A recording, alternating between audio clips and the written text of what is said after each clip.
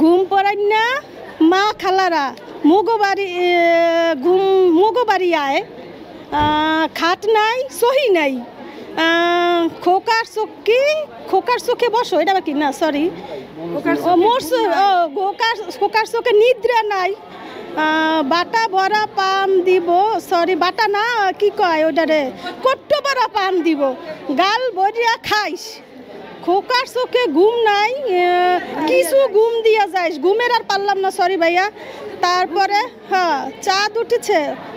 চাঁদ উঠছে ফুলও ফুটছে আপনি অনেক ভালো করেছেন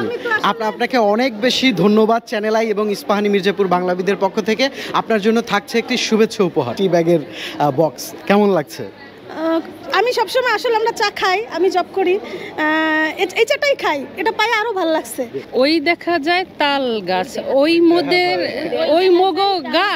ওইখানে বাস করে মগো কানা বগির ছা ও বগি তুই খাস কি পান্তা খাও কি পান্তা ভাত চাও কি পান্তা মুই খাই না পুঁটি মাছ পাই না